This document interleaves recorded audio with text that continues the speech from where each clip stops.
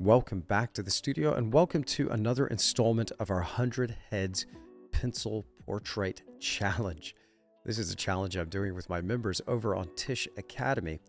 And the name of the game here is pretty simple. We're going to draw 100 heads. Why? Well, it's all about leveling up our art skills. I, for one, really want to master this. I want to master drawing portraits with graphite specifically. And I can't think of a better way than just sheer repetition and volume. It's about perfect practice, not trying to create a perfect drawing. But anyway, there's a few things here in this video I want to talk to you about. And mainly, I want to talk to you about how to capture that likeness. And I've got 3 tips to share with you here. And failure to observe some of these tips might result in a drawing that veers pretty far from the likeness of your sitter, whether you're working from a reference or from the real thing. So I have 3 main points I'd like to talk to you about here. Using a full range of tones and your preservation of tone. Using construction lines and a system like Loomis. And also talking a little bit about that edge and line quality. We've got a lot to get into here.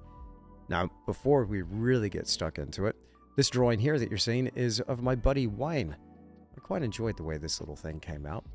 But let's get into it talking about this drawing in particular. And one thing that I've been playing with is using that full range of tones. You see, previously I was only drawing very light, and I was afraid to go for those really dark darks. And when I say full range of tones, I'm not just talking about black and white and having a high contrast, so not much between those dark darks and those light lights, but every shade between, as dark of black as I could achieve to that pure white of the paper. One thing that would really help your drawings is to have on hand a value finder. I find I'm using that thing all the time to make sure that I've got a really nice wide range of grays and mid-tone. But why would this help you achieve a likeness? Well, using that full range of tones helps us create 3-dimensional mass. It really helps us communicate that sense of form. And failure to do so can result in shapes in our drawing that feels kind of flat. And whenever we flatten out our portrait, it ends up looking a little cartoonish and therefore not too much like our sitter or what we're seeing in that reference material.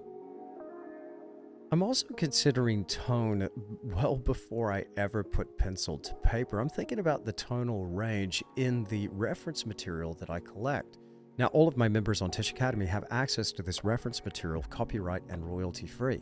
I'm thinking about that full range of tone when I'm shooting my reference. I want some really dark shadows with some nice tonal accents in there, but I also want that full range from those midtones all the way to brilliant highlights.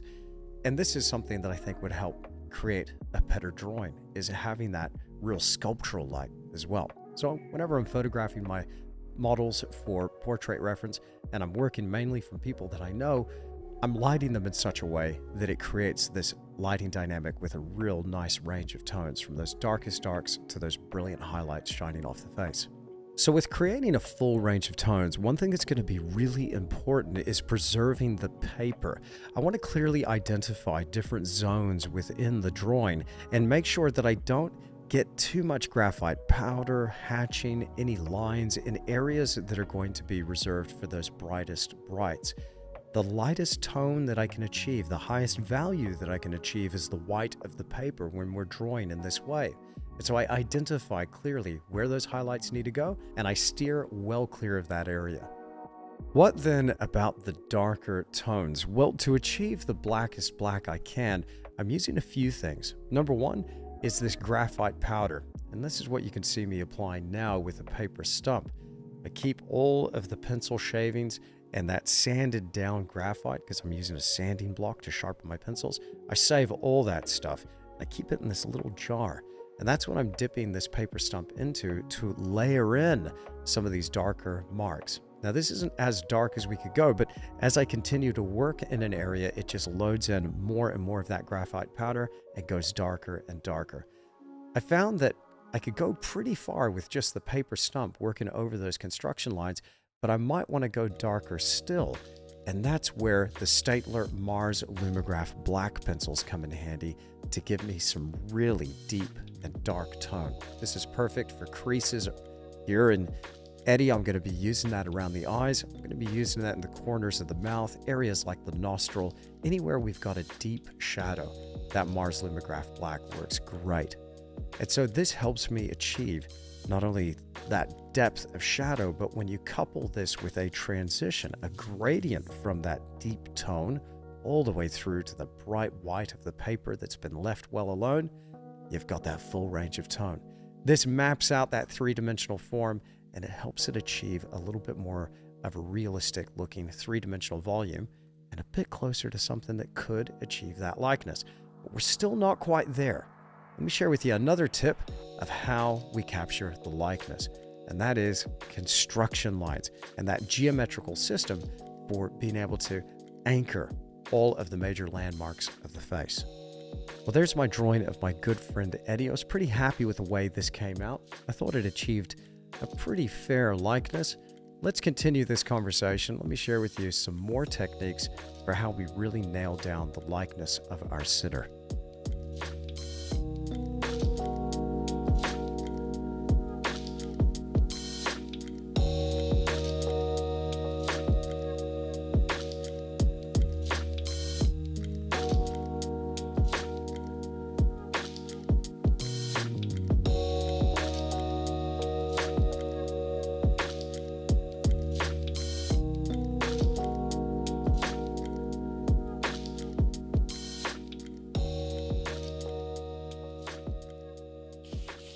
I use a geometric framework. This was pioneered by Loomis, and it's been popular with a lot of portrait artists working today.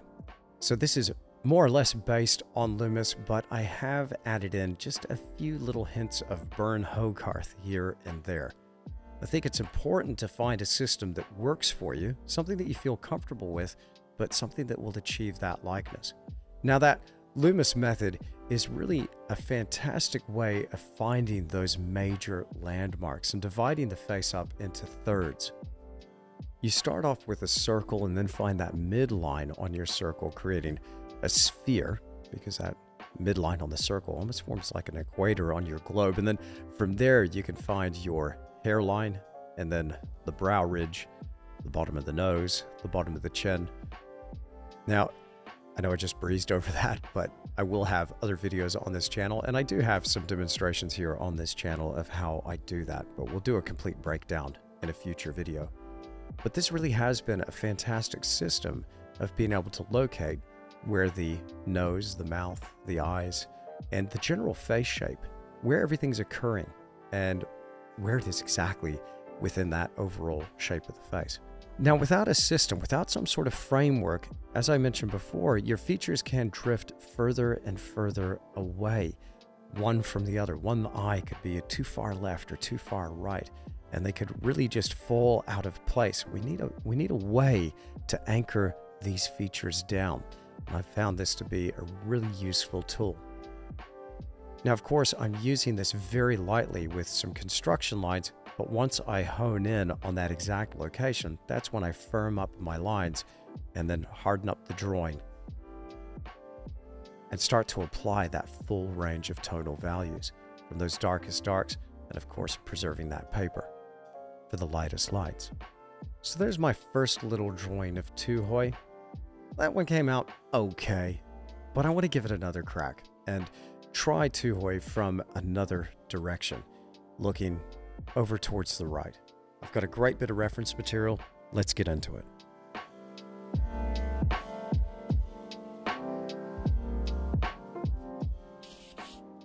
Okay, let's see this construction process again. Here, starting with a circle, as long as it's as tall as it is wide, I'm good to go. I put in that equator and then the midline of the face. And then from here, it becomes relatively straightforward to find that top third, the middle third, and then that lower third. Then I cut away the side plane of the face. This allows me to find that jawline, and then I sculpt to the face's profile. From here, I've got the eyebrow ridge with a slight arch facing upwards, and then I draw in where the nose exits that brow ridge. Notice how it's a wedge shape protruding from that midline.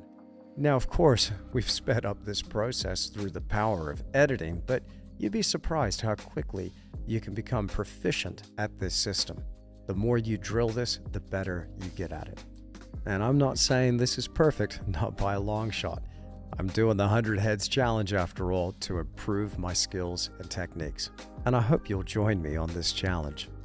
Now, I've got one more tip to share with you, but before we jump into it, just want to take a quick minute and tell you about the full version that you can find of this video right now on Tisch Academy. Now look, art can be lonely, challenging, and expensive. And trying to improve on your own can feel overwhelming, and finding a quality instruction is pretty tough out there. And that's where Tisch Academy comes in.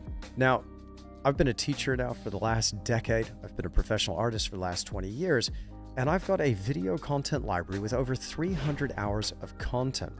And you'd also be joining a thriving community of over 2,000 artists, all at an affordable price.